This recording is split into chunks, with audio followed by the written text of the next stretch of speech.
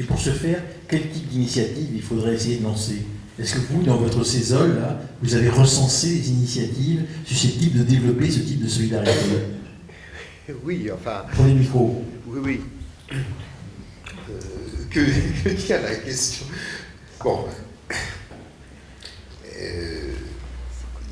Oui, bon, on est très sensible à l'existence du bénévolat, à son importance, au rôle des associations,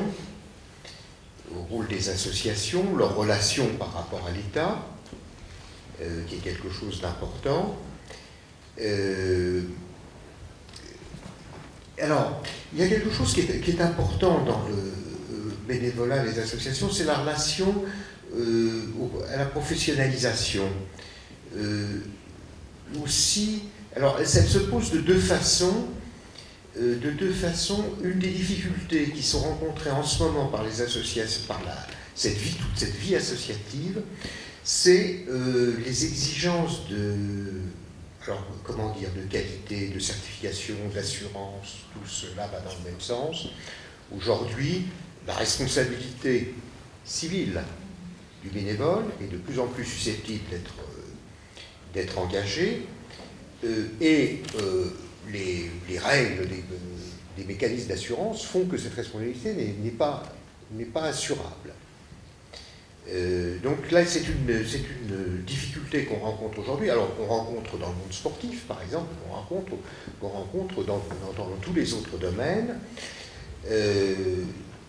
C'est normal, les pouvoirs publics demandent ou imposent des règles de qualification, des règles de sécurité de fonctionnement, et ces règles de sécurité de fonctionnement exigent la professionnalisation, ou quasiment la professionnalisation. Ça, c'est un problème que l'on rencontre. Il y a une autre difficulté qui existe, qui est l'articulation entre le travail bénévole et le travail professionnel. Il y a des types d'activités qui ne peuvent être effectuées que par des professionnels, parce que, pour des raisons diverses, il faut qu'il y ait... Être professionnel, c'est quand même avoir une certaine distance, une certaine objectivité par rapport au domaine sur lequel on travaille. Je pense que c'est quelque chose qu'on rencontre tous les jours, par exemple, qui est très évident, par exemple dans le domaine de la médecine. Un chirurgien ne peut pas opérer son fils. Il ne peut pas opérer son fils parce que l'engagement sentimental qu'il a lui interdit d'avoir l'objectivité professionnelle pour prendre la bonne décision au bon moment. Et quand on opère, quand on est chirurgien, qu'on fait des opérations à risque, il y a de la casse. Et il faut avoir une certaine distance psychologique par rapport au champ sur lequel on opère. On doit se comporter en professionnel. En contrepartie, à certains moments, on a besoin d'avoir des types de relations qui ne sont pas des types de relations professionnelles, et on demande à la personne qu'on a en face de soi quelle est une véritable, ce que vous évoquez, le regard se regarder l'un l'autre en tant qu'individu. Et c'est par exemple tout ce qui est l'accompagnement des malades en difficulté, les visiteurs médicaux, c'est un type d'activité qui est très très difficile, qu'on ne peut pas demander à des professionnels. Hein, le type de service qui sera fourni ne sera pas un service de professionnel. Alors, pour pouvoir développer les activités associatives, je crois qu'il y a deux domaines sur lesquels qui sont importants, qui sont cruciaux aujourd'hui. C'est la relation, faire bien le partage entre ce qui relève de l'activité bénévole par construction et de l'activité professionnelle par construction, problème de recoupement, et puis d'autre part, ce problème de la vision externe que l'on a sur l'activité associative, bénévole, sociale, qui sont en même temps cette recherche de sécurité, de respect de normes, et d'un autre côté, le fait que cette recherche de sécurité peut interdire à certains moments des développements qui seraient profitables. Dernier point, les associations, les bénévoles ont une force très grande, c'est qu'ils permettent de montrer que des choses sont faisables. Vous avez un certain nombre d'idées que l'on peut mettre en œuvre. On va aller voir un ministre va lui demander de l'argent, il dit oui, on ne l'a jamais fait, est-ce que ça peut marcher, c'est trop risqué. Et le bénévole, lui, a la possibilité d'engager dans l'opération son temps, principalement son temps, d'ailleurs c'est souvent le temps qu'il faut, les ressources financières sont souvent pas très importantes pour montrer que les choses sont faisables. Et après, la machine étatique se met en marche et peut suivre. En fait, à certains moments, le bénévole se comporte un petit peu comme l'entrepreneur de nouvelles technologies dans le monde économique, dans le monde commercial. Il faut qu'il y a certaines opérations, pour se lancer dedans, il faut payer de sa personne. Vous avez l'entrepreneur qui va mettre son temps et son argent, et puis le bénévole dans le monde solidaire qui va montrer que les choses sont faisables. Voilà les points, je crois, qu'il est important de voir, sur lesquels il faut appuyer si on veut que la vie associative se développe. Patrick Peugeot.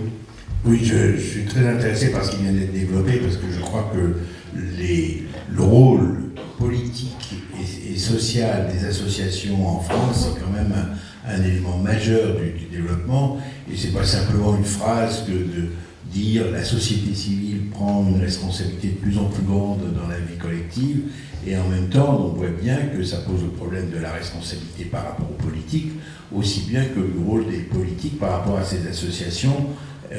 Doivent-ils simplement être derrière? Est-ce qu'ils doivent les appuyer, ou au contraire les contrôler, ou même éventuellement les inciter à une évolution particulière? On voit en ce moment que la place et de la société civile et des associations dans le dispositif général est quand même en discussion. Et on voit deux phénomènes qui, à ce moment, ont un rôle tout à fait considérable dans l'évolution des associations. C'est d'une part les principes dits européens d'appel au marché pour pouvoir définir à qui on attribue une mission, par rapport au choix qui était plutôt précédemment une décision du politique. Et le fait que ce soit des appels à concurrence, pour employer le mot, appel à projet, conduit à des comportements des associations qui est complètement différent de ce qu'il y avait dans le passé, et notamment handicape assez largement le développement d'associations du type innovatrice que vous décriviez à l'instant.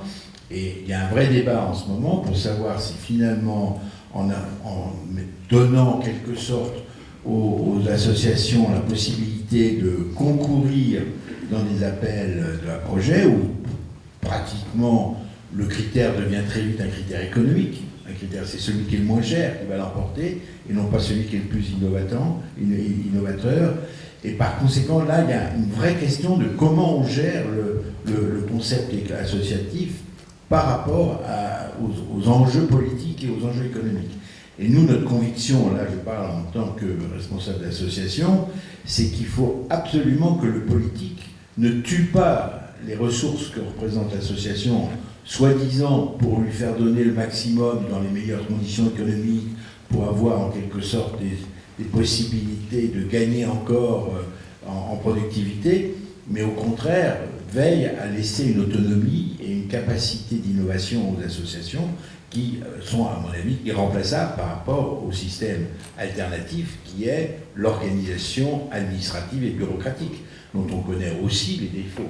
Donc je crois que c'est important qu'on préserve ce concept associatif en même temps, et c'est là où je trouve que l'exemple de Saint-Dié est très intéressant, c'est qu'au fond, on a à la fois eu une association innovatrice sur la façon de monter un projet en bénéfice des handicapés graves dans une société dont les responsables politiques ont jugé que c'était important d'être aux côtés de ces associations, de leur réserver du terrain, de leur donner un accès aux sources publiques en termes de crédit, et finalement d'avoir en définitive un ensemble dans lequel l'association joue son rôle du contact avec les handicapés, avec les familles, et où le politique et la collectivité locale apportent son aide pour faire en sorte que la collectivité soit à l'appui des associations. Et je pense que c'est ce mariage, si je puis dire, harmonieux entre la responsabilité politique et l'initiative des associations qui est à l'origine des meilleurs succès dans ce domaine.